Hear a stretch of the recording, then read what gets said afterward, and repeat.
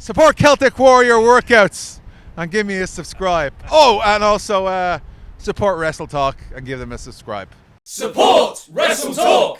WWE is in crisis mode. Like, seriously, this isn't a creative thing. This is some serious voodoo shiz going down today. I'm Ollie Davis. This is Luke Owen. Welcome to the WrestleTalk podcast show. Please press the thumbs up button. Give us a subscribe. Leave comments down below. We'll get to them with your thoughts on what the hell is happening here. Subscribe to the podcast version too, wherever you get your podcasts. But let's get into it. Last night in the afternoon, just before the markets closed, in the stock market world, business, blah, blah, blah, WWE sent out a press release announcing that effective immediately, the second and third most powerful people in the company are departing. Now you might think second most powerful people, you're talking Stephanie McMahon, Triple H, Kevin Dunn. No, Paul Heyman. In terms of creative, sure, they are in charge of how the TV product looks, in charge of what storylines happen,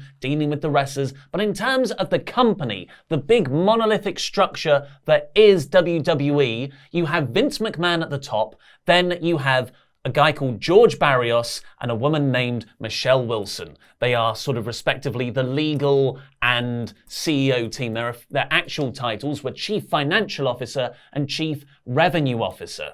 Vince McMahon is the chairman and CEO. And all of a sudden, without any backstage warning, these reports weren't leaked that there was dissension or anything, the second and third most powerful people in WWE as a business have been let go like future endeavored hard, effective immediately, suddenly. Well, I'm sure they were both wished the best of luck in their future endeavors.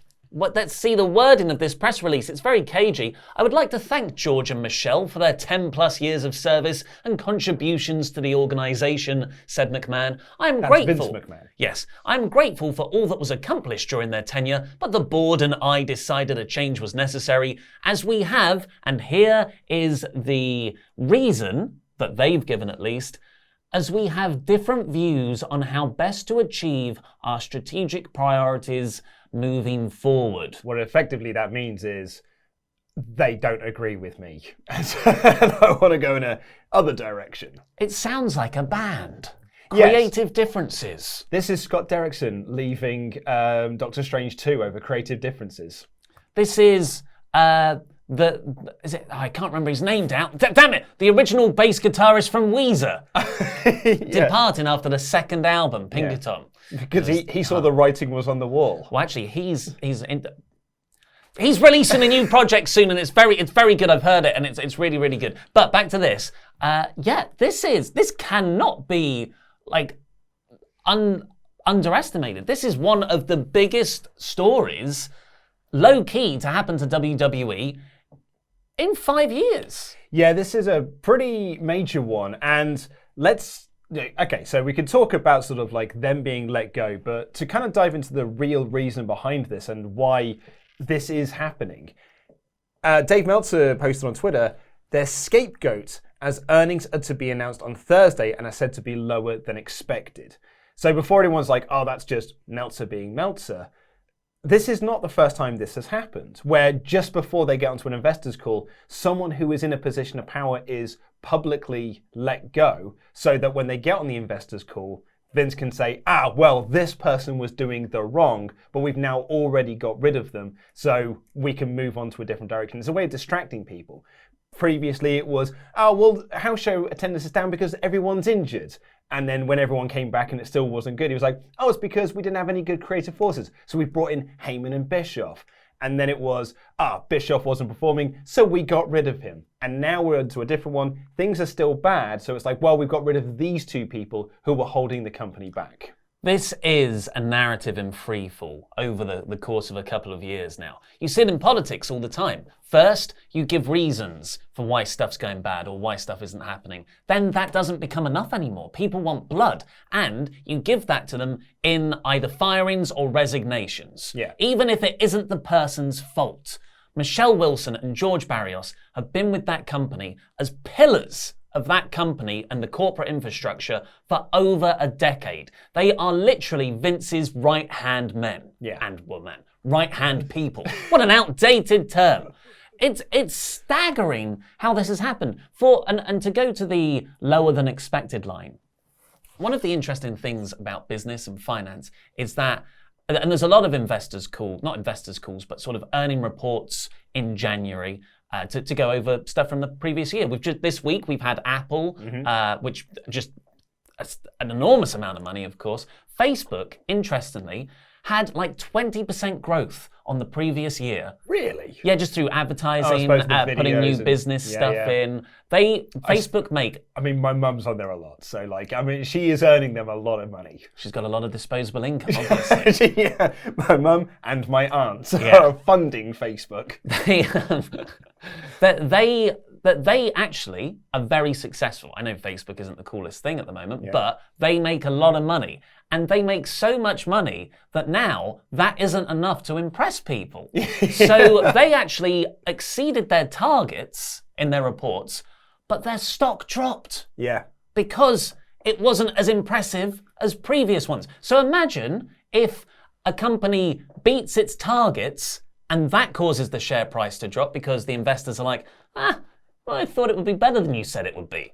Imagine if you go in and say, well, we expect it to be this much, which is lower anyway, which is what WWE have done, and then it's even lower than that. And that has been directly reflected.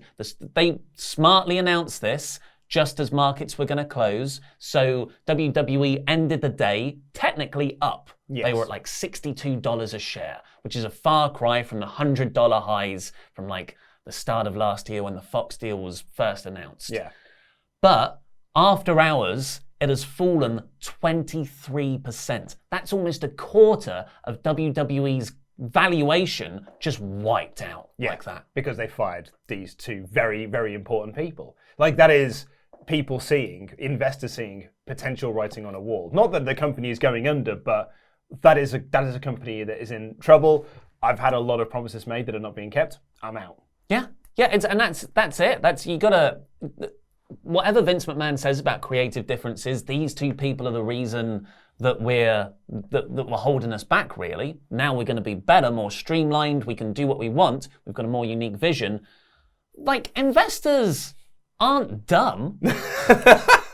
They know that this is a PR. Like, even if you believe in what Vince is saying here, you can't argue the fact that the 25% cut of the company's valuation immediately after this, so it's very connected, shows that nobody believes it. Do you think Vince sees investors as just more marks? Yeah. He's just trying to work. Exactly. Hey, you all bought into Hulk Hogan, body slamming Andre the Giant, you'll buy into me firing Barry Wilson as a good thing. He sees it as a storyline. The man's distinction between reality and fabrication are so blurred, as are the distinctions between what everyone's lives are really like and his, it sounds like. So it'll be very, very interesting next Thursday to see what happens on that actual investors call. Well, we'll probably find out on the Friday, I suppose, because it's the investors calls on the Thursday. So we'll probably find out, probably in the Observer. Maybe we'll live stream it.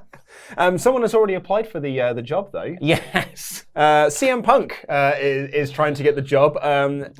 When they announced that the Barry and Wilson were effectively immediately removed, CM Punk said, "How do I interview?" And then when someone said, "You'll quit in a week," he replied, "But think of the severance pay." Yeah. Always thinking is that CM Punk. UFC didn't work out for me. I'm looking for new ways to make money. Well, it's an astute observation because you can't just get rid of people like this. Yeah. It's. I'd be really curious to know, and I doubt this story will ever fully come out probably because there's NDAs and everything involved where people legally can't talk about what's happened. But Barrios and Wilson, but they were kind of had this pitbull reputation, both of them, where you did not want to get on their wrong side. It was that they're kind of like the legal teeth. They are the if you think Vince McMahon is old school carnival nasty, he's just a carny with a lot of money. Barrios and Michelle Wilson were kind of seen as the Rottweilers who were the actual horrible business side of WWE. Yeah. You know, all those like quite awful business practices WWE do of just like targeting any competition and cutting it out before it starts. That's not all Vince. No. It's these two people as well. And these two people as well will have been the ones kind of spearheading a lot of the business decisions that they've been doing. Probably like, the Saudi Arabia deal, the Fox deal, they would have been heavily involved in these sort of things. The ITV, not the ITV deal, sorry, the BT Sport deal over here. And then presumably some of the Channel 5 stuff as well. So that severance pay joke that Punk makes is probably quite astute, because they would not have gone quietly. If they're like, okay, we have to be sacrificial lambs for the purpose of the company, then okay, I'm going to want all of this money to walk away. And they're still like, they've got a lot of money in stocks from what I understand. The other side is maybe it wasn't even amicable like that. Maybe it wasn't Barrios, Wilson, and McMahon sitting down going like, oh man, I'm really sorry, guys. This happened loads of times in the past. Pat Patterson, there was a scandal around him in the early 90s. He was let go, but then he was brought back. Yeah, it's the, to put it into movie terms, James Gunn being let go from Guardians 3 by Disney. Let go, big air quotes for podcast listeners, because of the scandal from 10 years previous. They were like, well, we have to fire you now, but really you're not. So go and take on another project and then we'll just bring you back when it's all died down a bit. Yeah, you'll always have a job here. Yeah. So it could totally be that. Apparently they are searching for a permanent chief financial officer and chief revenue officer to replace them. It'd be so hilarious if it's them. Yeah. If they're the replacement. It's George Terrios. Yeah, like a sort of a gimmick change. And if anyone's saying, oh yeah, well they should get Jim Cornette in, or a wrestling name. No. It's not that kind of role. It's not. It'll be someone you've never heard of. You need a business person. I think they call them grey suits. Yeah, pricks. Yeah. But the other side of this is maybe it wasn't that kind of conversation. Maybe it was actually McMahon, and he's got a big track record of this, just turning on them. McMahon will really be into someone for a couple of years, and all of a sudden, I'm bored of you. Yeah. And then he'll change his mind completely and kind of actively bury you. Michelle and Barrios have had a long tenure there. Maybe in Vince's mind, he's just like, well, you're not working, I'm done, cut off. Yeah. And it's been a bit more ruthless. Could be, man. But as you say, I don't think we're ever going to know the full story behind this firing, but I am so curious to see how it's spun when the investors' call comes around next week. I'll just add one more thing, and we kind of said it. We said it about the Cody Kip Sabian match this week. This is something you could have dragged out for 2 quarters, and this is like the most surprising thing. It's getting rid of both of them. Getting rid of both of them at the same time. That is a big statement. That is an essential clearing of house at the very top. And I'm just sorry. If it is just a sacrificial lamb resignation, superficial announcement, you would only do one, because surely if it's a tactical move, you would keep the other resignation in the back pocket and do that in the Q2 investors call or in the Q3 one. Like, you didn't get rid of Heyman and Bischoff. Well, Heyman was working. Yeah, you didn't get rid of them both in one go. You just got rid of Bischoff.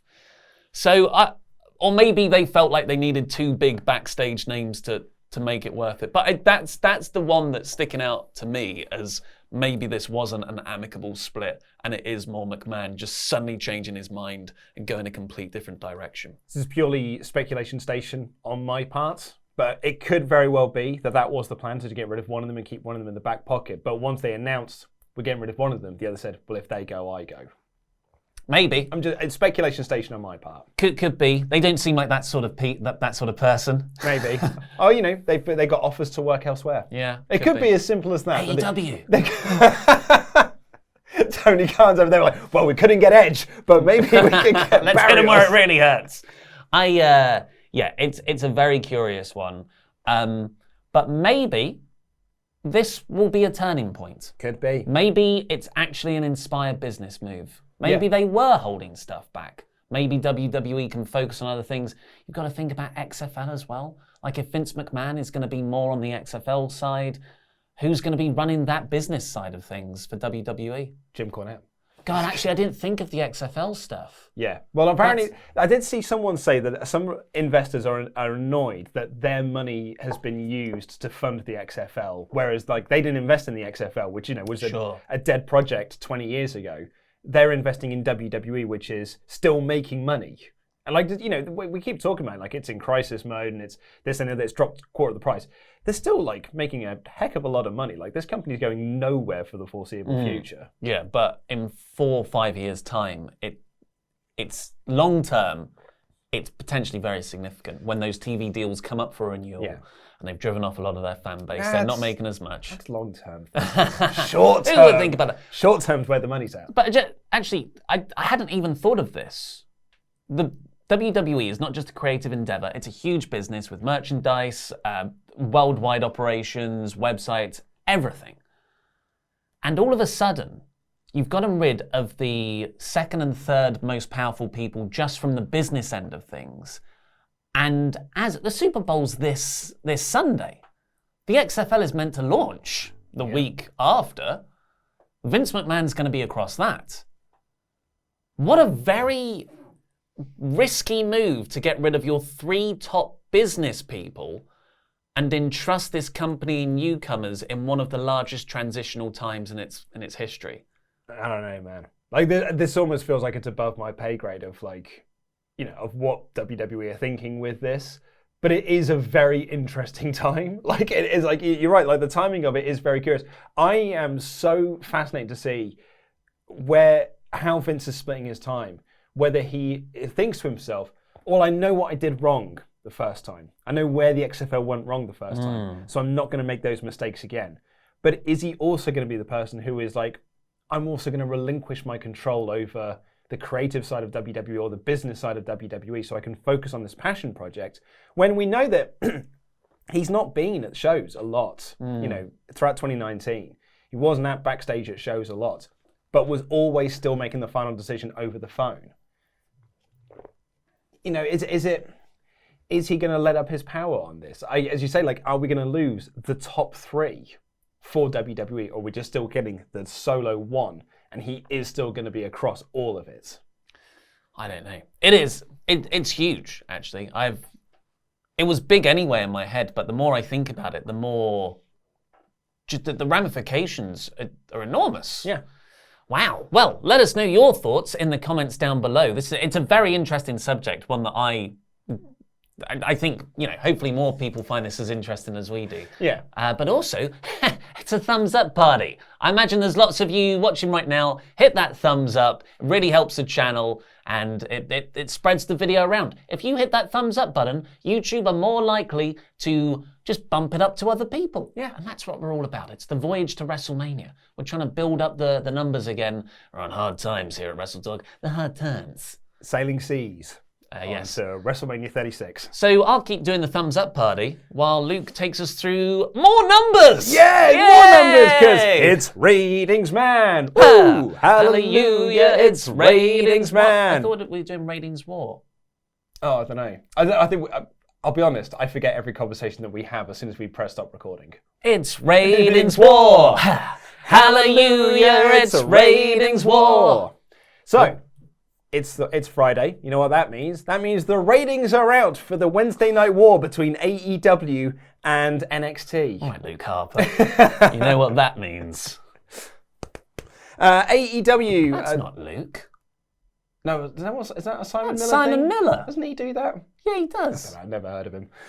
Anyway, AEW on TNT averaged 828,000 viewers, which is down 5% from last week. So that is still a steady decline that they have seen. Well, it's a big decline, I'd say, because the week before last week was they were in the 940s. Yeah. 940 to 6. That's what I mean. It's continuing a steady decline. Like it is declining and declining and declining. But last week was set on a boat. It was a taped show. Taped show. So everyone was like, oh, it's a special show. I can see a drop off there. Mm-hmm. I expected, if that was the argument, for viewership to bounce back this week. And it hasn't. It's fallen. Which is quite alarming. But it countered to that because NXT was also down this week, doing 712,000 viewers, finishing 37th in the 18 to 49 demo, the very important demo. Mm-hmm. There were 2 NBA games on which Dave, the Wrestling Observer says on ESPN that had parts of both aired directly opposite wrestling. Right. So the argument is that the NBA games drew people away from watching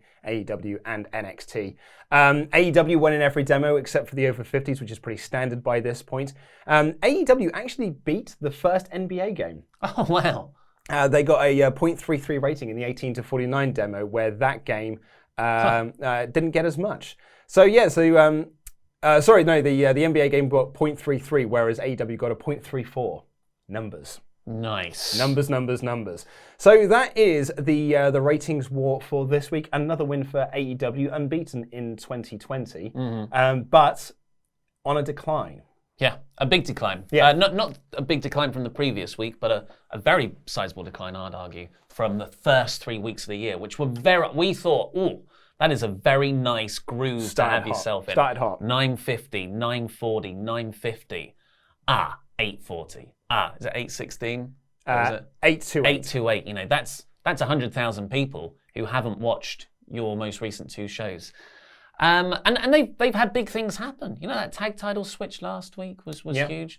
But the NXT one is quite interesting because that's off the Royal Rumble. Yeah, you're absolutely right. I didn't even think about that. That you would have thought that NXT would have been on the up this week. Perhaps not being AEW, but certainly on the up after the Royal Rumble bounce. Keith Lee had a minor showing, but it was very exciting. He was one of the pushed. There was one of 2 hope spots in the Rumble: Kofi Kingston and Rey Mysterio, and Keith Lee and Braun Strowman. And then you had Drew McIntyre. So Keith Lee should have. Yeah, he was a featured guy in that Rumble. He was more featured than Riddle was. Yeah, and while the men's Rumble didn't really push NXT, the women's Rumble was, I would say, 50% comprised of NXT wrestlers, and Shayna Baszler had that awesome run at the end. Bianca Belair looked really good. Yep. So they were all on this week's show. Bianca Belair, Shotzi Blackheart, Dakota Kai, Tegan Nox. So I'm surprised that it's actually, they've actually gone down this week compared to the Go Home show last week. Yeah. Usually you'd think that would put some more mainstream, main roster WWE interest and eyes onto Wednesday night. They were down 8% in their 18 to 49 demo as well. Yeah. So not a great week for NXT. Good show though. I thought both shows were actually very good for this week. Both solid shows. So that is the ratings for this week. Do you want to go into our favourite stories? Do you want to do yours first? Because I've talked mine. Yeah, well, I've just talked for a good amount there, so you do yours. So mine is, this was from yesterday's Wrestling Observer newsletter. I don't know if it's in Laurie's news as well today, but go and watch that. And it's who was responsible backstage for booking each Rumble match. Which I find very interesting. Oh, it's so interesting. I actually do genuinely find it interesting. Like, I find it interesting when it's revealed, like, who was the agent for certain matches. But particularly the Royal Rumble, because there's usually 5-6 names that are like, these are the people that put together this match.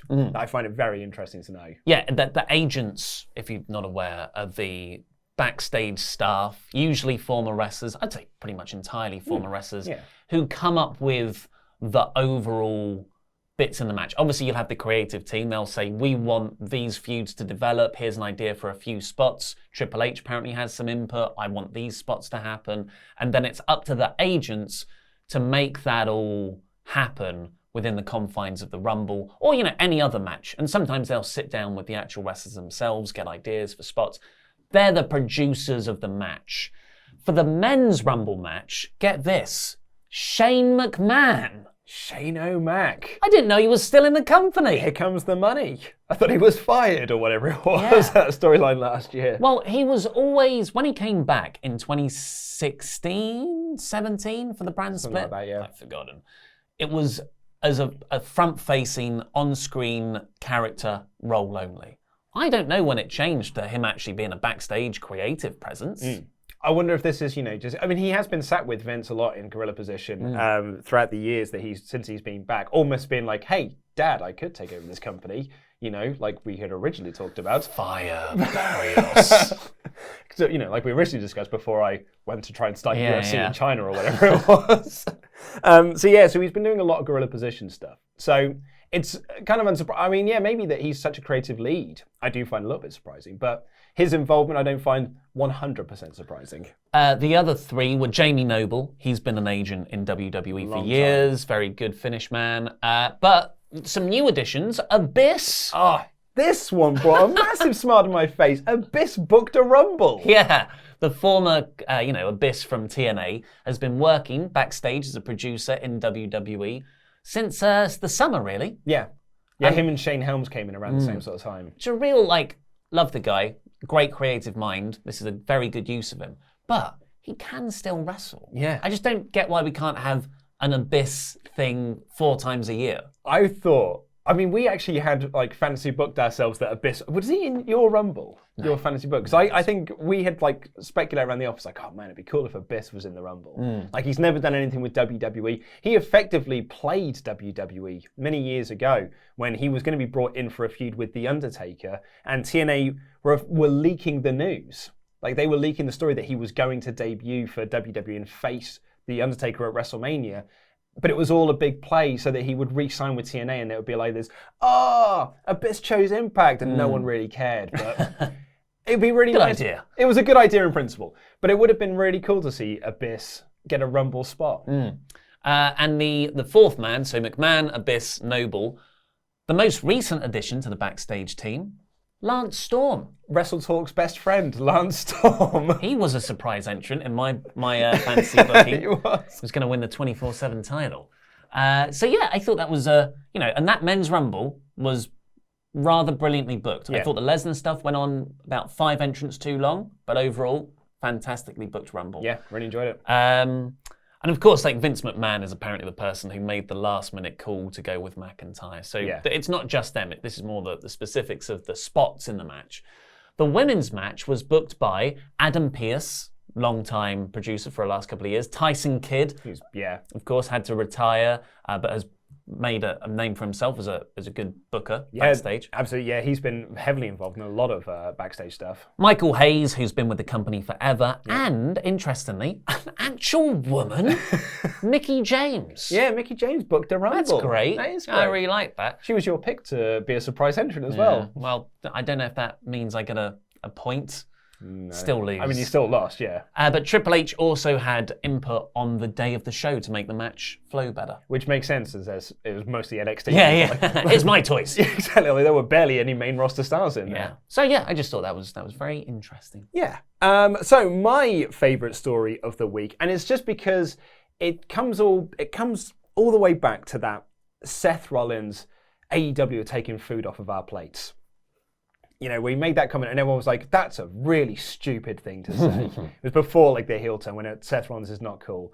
And case in point is this, where the smart people are the ones playing AEW and WWE against each other. So, as we all now know, Edge re-signed with WWE, signed a new 3-year deal with them. He made his return at the Royal Rumble, as Mike Johnson, the PW Insider, had correctly been reporting for months and months and months. When Edge kept saying no, no, no, he was like, yes, yes, yes.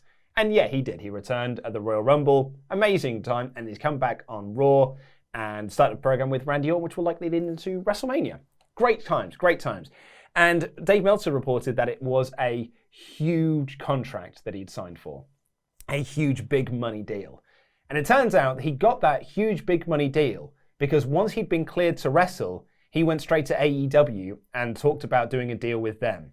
And so AEW obviously were very excited. We're like, hey, you can we'll have you as a backstage guy and you can you could be an agent for us and we'll also have some in-ring stuff for you to do. And he was like, cool, what's the offer? Give him a co-executive vice president role. Well, why not? Hand him out. Yeah, you get to be one and you go on. Here's Dad's car.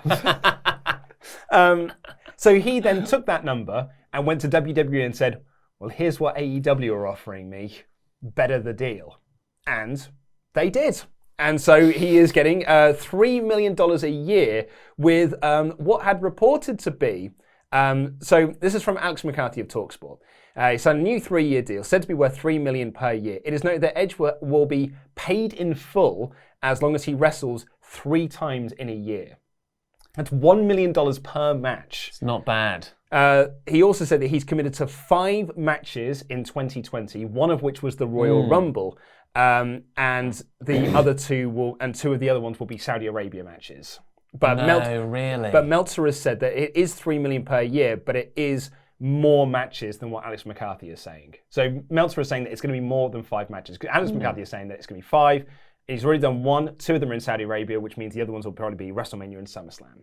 And that'll be it for Edge this year. Whereas Meltzer is saying it's the numbers correct, but he's going to be doing way more appearances and way more matches. Yeah. Well, maybe it's a case of we've got your contract is for 5 matches, and we will agree an ad hoc fee for any other matches on top of that. Yeah. Because you've got to think, Survivor, at least the big 4, you'd want him involved. Yeah. Or do you treat him like a Goldberg? And you just sort of bring him back for a program to lead into WrestleMania, and then you don't have him do anything until Survivor Series later in the year, and you don't do Money in the Bank and SummerSlam. I want him all the time.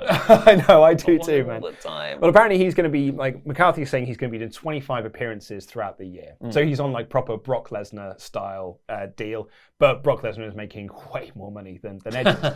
But, I thought it was interesting because this is exactly what Randy Orton did. Randy Orton very publicly was saying, I'm going to AEW to have talks with them. Tony Khan has talked about that Randy Orton went to go and have talks with them to effectively say, give me a deal, and then take that deal back to WWE and said, this is the deal I've been given, better it. And this is what happened during the 90s. WWE, or WWF at the time, often couldn't afford their contracts, so they would say, look, you're free to go negotiate elsewhere. And they would go back and they'd be like, here's what WCW have offered me, what can you do to better it? And sometimes they can say, we can, or sometimes they say we can't.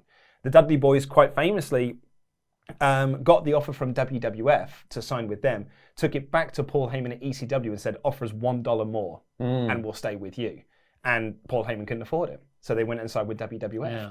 And it's not, that's not the two sides playing off against each other, but it is very much here playing these two companies against each other to make for a better life for yourself. So when Seth is there going they're taking money off my table, it's well, you're just a terrible businessman. Then. Yeah. It's the wrestling industry for the last 2 decades has been dominated by one big company player, and it's been very unfair on the actual wrestlers. And they're the people who are, going out there slowly destroying their bodies for our entertainment and the company's financial gain. The WWE could have made them employees, could have given them healthcare. They haven't done any of that. Could have paid for their travel. Could have paid for their hotels, their expenses, but they don't. They could have let them do sponsorship deals outside the company, but they haven't. And now, rightfully, it's coming back to bite them in the arse because you've got WWE and AEW, New Japan, Ring of Honor, also playing off each other. Marty Scurll was offered more money by Ring of Honor than any of these other guys. Yeah. So the real winner here, as it should be, are the wrestlers. Just like how football has, the footballers, or maybe the agents, are the real winners there now, because they're getting the most money. They're the actual talent. You would hope that would feed back to the fans as well. Yeah. So this is a good industry move. Yeah, I thought it was very interesting. So, shall we dive into the mailbag? Should we just do I was going to pick my favourite match. Oh, I forgot about match of the week. Yes, please. What is your favourite match of the week? Men's Rumble. Ooh, I like it, yeah. I'm actually going to say the Women's Rumble, despite its finish. Yeah, well, the Men's Rumble had a rocky start, and the Women's finish had the bad final ending. But Drew McIntyre winning, Edge returning. Those are 2 moments I'll remember forever. Yeah, and I don't think you're wrong. I'm only just picking the Rumble just to be different to you. I think you are right. Mm-hmm. But I really, really loved that Women's Rumble, with the exception of the ending. I thought it was a lot of fun overall. So let's dive into the mailbag. If you want to submit a question to the mailbag, all you've got to do is become one of our awesome pledge hammers over on Patreon at any dollar amount and leave a comment in the community section labeled mailbag. Do not email me, I will just lose it. We start off with a rant, unfortunately, from Flaming Clive. He says, I don't really know how to say this, but Becky Lynch, Charlotte Flair, Sasha Banks, Ronda Rousey, Roman Reigns, and AJ Styles are all overrated. I find myself using their matches as background noise when they're on. Mainly, WWE should stop forcing people to be main stars, and those who are retired, like Punk and Edge, should stay retired. I should say, this was left before the Rumble. Okay. I love Rey Mysterio, Corbin, Andrade, and Asuka. WWE has so much great talent, but they keep shoving the same names down our throats and expected us to say thank you and ask for more. It's tiresome, and I can't wait till Vince goes away, whether it's by choice or forced upon him. This way we can get some new fresh eyes on the product to help run backstage. My question to you guys goes as follows. What is the one most unpopular opinion that you have regarded WWE that would anger most of the fan base? It's funny that you mentioned Becky Lynch there, because that was the person we've all been asking for them to push, and as soon as they pushed him, everyone turned against her. Well, they pushed her wrong. Well, no, but like they literally just pushed her into the main event. I mean, yeah, they did the heel turn, which was wrong, and then they rectified that, and everyone still turned against it, which I don't think is Becky's fault. I think it's very much the case of they did a very bad storyline going into WrestleMania. Yeah, that's totally it. But yeah, they are putting her. But really, were they actually pushing her? I don't think they were. I think they were actually pushing Charlotte and Ronda. I think that's unfair on a lot, especially AJ Styles. He is, if anything, underrated. One of the best wrestlers on the still planet. Yeah. Very highly regarded. But in terms of unpopular opinions, I don't know if most people seem to like it. I'm happy to say, well, I'm in the minority here, and like Jeff Hardy, I don't get him. Yeah. But if the opportunity was to arise for me to have Jeff Hardy in my fictional wrestling promotion, I'd take it in a heartbeat, because he appeals to so many fans at such a deep level. Yeah. Santino. I've said it before, I never found Santino funny apart from that one segment. Yeah. Or that AJ Lee's music sucks. Russ Bet says, long-time fan, been watching since the TV days. Just became a pledge hammer today. Just wanted to give you guys a quick message to say thank you for the amazing work. Ready for a lovely time with the boys this Sunday. Thank you very much. The Royal Rumble.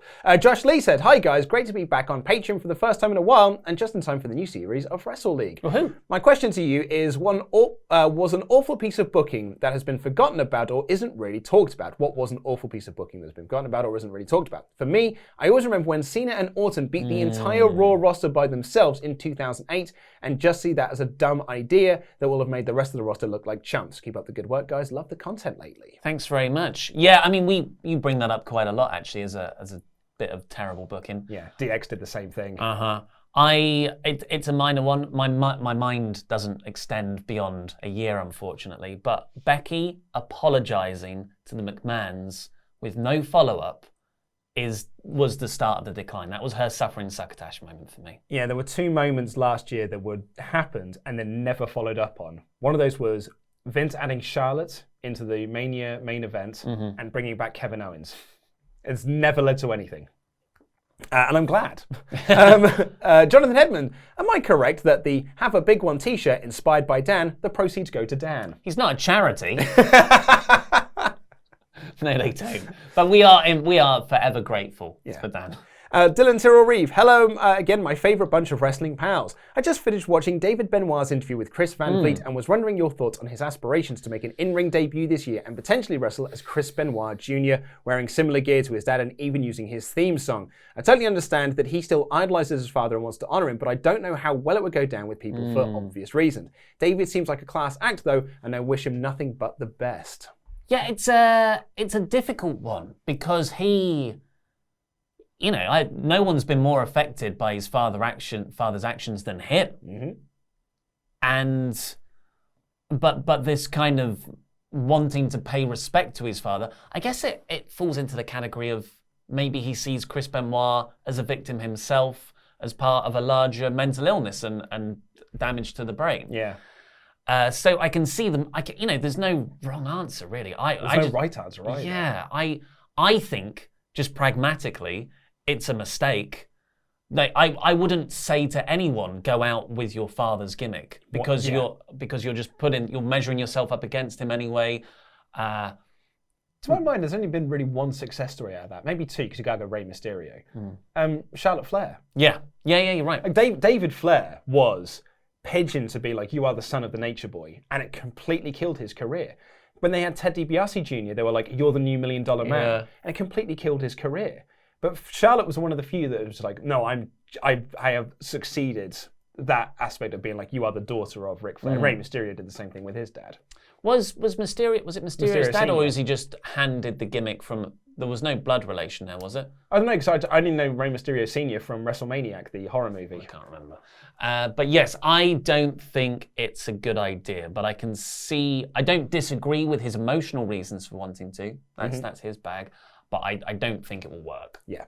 Dylan's got a second question because he's not here next week. What was the first wrestling YouTube channel you guys started watching? For me, it was Aaron Riff's NoDQ.com. I watched it religiously up until 2015 when What Culture started making How WWE Should Have Booked series. P.S. It was great to see Blompier back on the wrestling YouTube scene again. Heart emoji. Heart emoji. What was the first wrestling YouTube channel?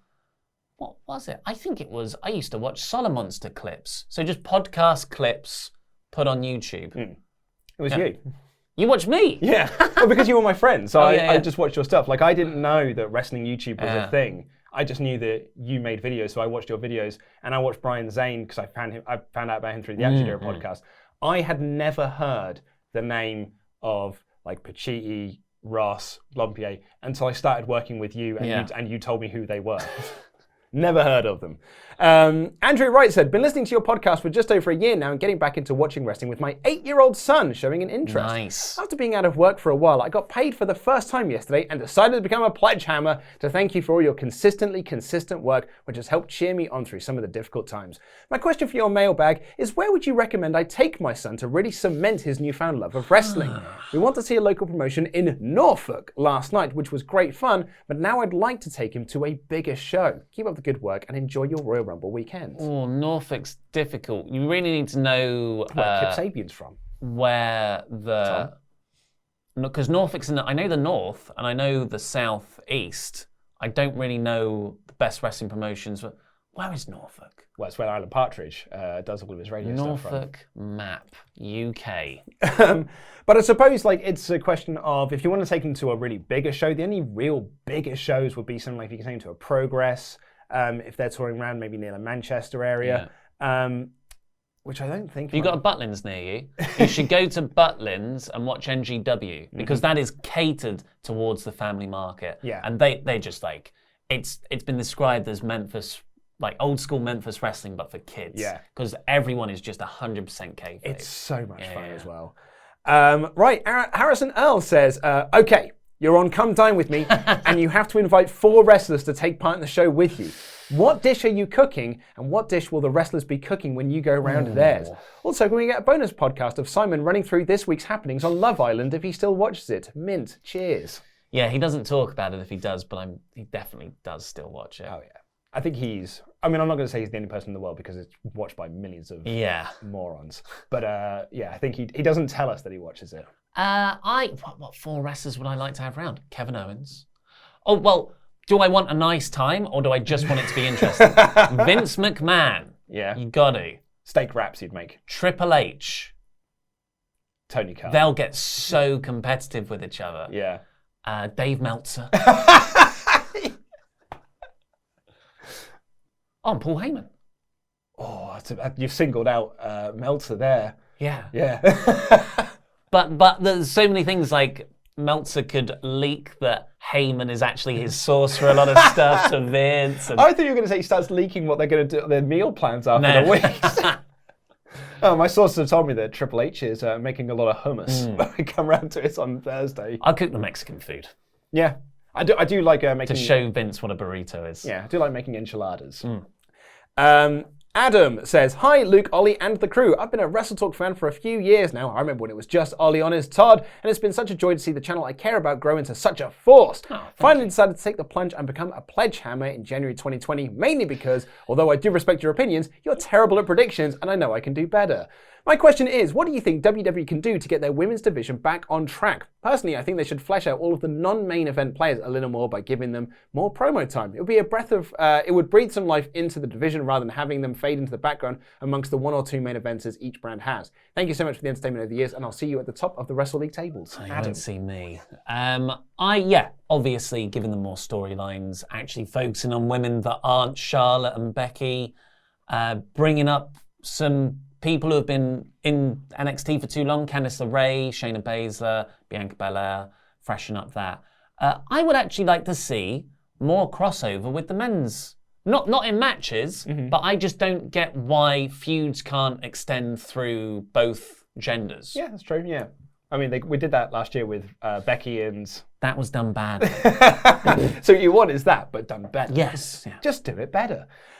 Yeah, I would certainly say that it's a case of not just focusing on those two eggs that you've got. It's looking at the pool and be like, well, let's flourish some of these other talents that we've got. Flourish them. Exactly. Sarah Logan, she's someone who's got incredible talent. Sonya Deville and Mandy Rose, I feel like are being completely wasted over on SmackDown. Although the Mandy Rose storyline with Otis is very fun. Michael Plowman, what's your opinion on the way the WWE have booked Becky Lynch since winning the Raw's Women's title? I think we have talked about this a lot. She hasn't had a truly effective program until recently with Asuka. She had a long Lacey Evans run Natalya for a minute. Did she? She faced Natalya last year. Well, maybe it was a TV match. Was it at SummerSlam? Oh yeah, there was a submission match. Oh yeah, and it was was all right. good. It was pretty good actually, yeah. And then Sasha for a couple of cycles, and then nothing until Asuka. It just seems like she's been flattened out now compared to how popular she was. Yeah, I know. We've been saying this for the last year now that's exactly what they've done. Yeah, and I said it at the time. She needed a hot program to come out of WrestleMania, and she didn't. I saw someone post up on Twitter saying that to really cement Drew as a top guy when he comes out of winning the championship from Brock is he should feud with Jinder because they've got so much history. No. And I've seen a few people go like, such a good call. No, I'm like, absolutely not. It's a terrible idea. Barking Mad said, should Wyatt's Fiend and Demon Balor form an unholy alliance? No. John Smith, do you think Charlotte will show up at NXT TakeOver Portland and declare she'll face the winner of Rhea Ripley and Bianca Belair at WrestleMania? I would hope so. I think they should actually probably save that for a TV episode to give it a bump. Yeah. And tease that Charlotte's going to appear on NXT on that previous week's Raw. But yeah. Yeah. I think that has been sort of speculated that might be the case. That It was reported, actually. Oh, was it? Yeah, it was by the reported. end, yeah. Yeah. Jeffrey Edgecombe said, I have to say I will be shocked if Edge versus Randy Orton doesn't main event WrestleMania. Prepare to be shocked. The match with the angle surpasses how important the titles feel. I think it should go on last. Do you agree? In general, no. I think the title match should go on last. I think the title match should just be booked to be the most important. That's how you get round that. It's not like you get to the day and say, oh no, but this is completely out of our hands. The title match isn't the most important thing on the show. But in certain special cases, Taker Michaels should go on last, Yeah. Because it was Michaels' retirement match. Yeah. And it completely killed the main event for that year. The reported plans are it's between Reigns and Fiend or McIntyre Brock. So it's not even in the conversation. Yeah, and to be honest, I like you in principle. I really do agree with that. And I think if a way bigger match than this on paper was Vince versus Brett, and if that wasn't a main event of WrestleMania, then I don't think Edge versus Randy Orton should be a main event of WrestleMania. I mean, in hindsight, I'm glad that it wasn't the main event of WrestleMania. Gigi Baxter said, having had time to digest it, I was wondering what you guys thought of Edge in the Rumble. In the cold light of day, I was a little let down. Whoa. Felt they could have paused a little to let the crowd noise die down so the you think you know me wasn't nearly drowned out. The camera work for the first spear was unforgivable, and even the exit. I get the idea was to always help Drew by having him eliminate the guy who will eliminate Edge, but felt Seth or Corbin could have been better suited as they would have got nuclear heat they could have used, whereas with Roman, it will never be mentioned again. The Orton angle has saved it all for me, but the Orton angle saved it for me, but got early Bryan return worries from any moment Orton was near the neck. Back to the Rumble, glad Edge wasn't number 30, but perhaps number 27, with Combs playing it up as a favourite entry spot to really tap into the 2020 Royal Rumble return, and the idea would have spiced it up. Along with the OMG, he's back, I felt left down and wondered if you felt the same. I think, from everything I've heard and my own personal opinions, I have not heard that at all. I still love it. I think the idea to come out, was it number 20? Something like that, yeah. That it was inspired. I just didn't expect it, even though I should have really been expecting it. The only thing I agree with is that camera cut, which was ridiculous and just a tact that they should stop doing entirely, cutting to the crowd. But apparently they've re-edited it for the network version, so that's good. They did the same with AJ Styles. Remember when he debuted? Yeah. And they were focusing on something else. And all of a sudden, AJ Styles was out on the ramp and the crowd were reacting to him, but they were just focusing on the ring. And they re-edited it when they put it up on the network eventually. I also think Reigns actually works very well to eliminate him in that final 3 because I bought into Reigns winning. Yeah. So that made the Drew Roman thing more tense. I got dibs. It's got a very long thing that I've cut down because it's a bit more graphic, but you'll get the idea. While listening to your latest podcast, you were talking about the show Luke was watching about chicks and their pubes, and I decided it was time to share my story. And I've written ... and it ends with, even now thinking about women's pubes makes my stomach turn. Now That sounds like it's got a lot more context. I'm sorry I got dibs for misrepresenting you. There is way more context to it, but it was a long story and it was very graphic for a show that we have to mark that this is not for Wow. kids. Sorry, dibs. It said, now this is not to meant on anyone who has a bush. It's simply not my thing. Thanks for letting us know. But I did think it was funny because there are a lot of people who watch this show that don't listen to the podcast and must now wonder, what the hell goes on in the podcast version of this show? Subscribe to find out. Reese Declan says, hello, you lovely boys, having a lovely time on this lovely day. I hope this question finds you in good health. So I've been having a thought lately about a common complaint leveled against WWE and its storytelling, but it wasn't until it was used against that quite frankly amazing segment between Edge and Orton on Monday. At what point will wrestling fans just accept that if faces come out to help every time a heel beats someone down, it takes away half of the fun and all the drama out of the beatdown? Honestly, would you say that Ricochet running down on Monday after the RKO would have added anything? No, you're right. Would Joe helping fight AOP and Seth been impactful if someone had run down to help Roman every week on SmackDown? It is a criticism I honestly think is overused and very rarely thought of what this would have added, and I wanted to get your thoughts. Kind regards, keep all you're doing apart from Datsun. It's highly unlikely that any of you are in Cardiff on Sunday for Progress 102. I'd love to buy you a drink. Wish I was there. Yeah, you're right. You're right. Unfortunately, it's just one of those. It's a thing. I said it on Tuesday's show. I think it's like the Irish whip. We all know that doesn't actually work, but we buy into it. But it is awkward. I guess the way to get round it for this is some of the babyface roster members come down, but Orton sort of stops it with the threat of hurting the neck even more.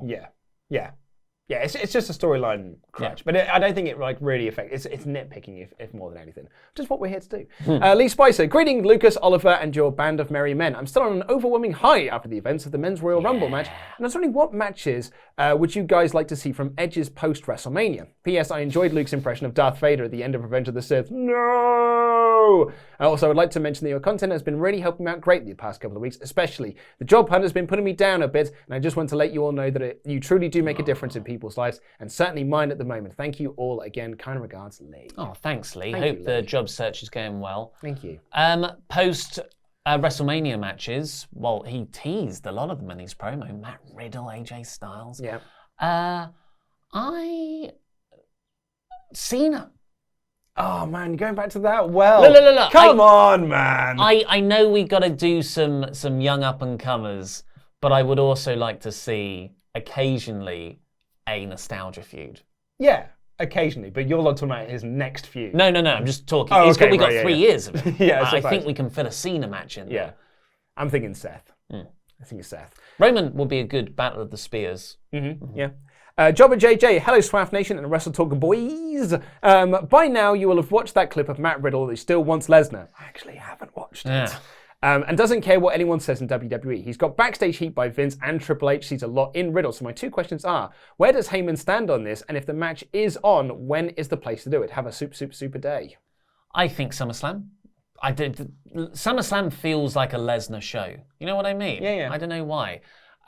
Maybe it's because you had the Randy Orton thing, and the year before was the 4-way. The Undertaker match was there as well. I think. It's a curious one. I'm starting to think it's a work now. Well, we said that at the time. We thought it was a work. But I also thought it was. I think it might be a mixture. Vince actually is annoyed at the guy, but Heyman, Triple H, a lot of other people see so much in him. They're like, just keep doing what you're doing. Yeah. And then Vince is like, no. And that's why we got the Royal Rumble booking. Yeah, exactly. Like I said on the AEW review, I see it as a little from column A, little from column B. I think Vince is genuinely annoyed that he is booking himself into a match that they have no plans to do. Whereas Triple H and Heyman see it more as like you're grabbing the brass ring, you're doing exactly what Vince wants you to do, but he's kind of punishing you for doing so. Yeah. Abnehav, hello, lovely people, and Randy. After watching the excellent Royal Rumble, I have a very controversial opinion. When we talk about the Mount Rushmore of WWE or wrestling in general, they put the likes of Austin, Rock, Taker, Hogan, and many more. But I think there's always one guy missing, the most important guy, Repo Man. Just kidding, it's Vince McMahon. For all the flaws the guy has, sometimes his genius mind pulls out an amazing idea. If you think carefully, if there was no Vince, the Austin era would have been bland, WCW might not have gone out of business, and we may never have had of AEW. I think Vince deserves top place in the wrestling history, not as a performer, but as the most hardworking SOB who's brought us this company and made possible this community. What do you guys think? Yeah, I guess it depends what your criteria for the top 4 people in the wrestling business ever is. If it's the wrestlers who drew the most money and had the most mainstream crossover, he's nowhere in that conversation.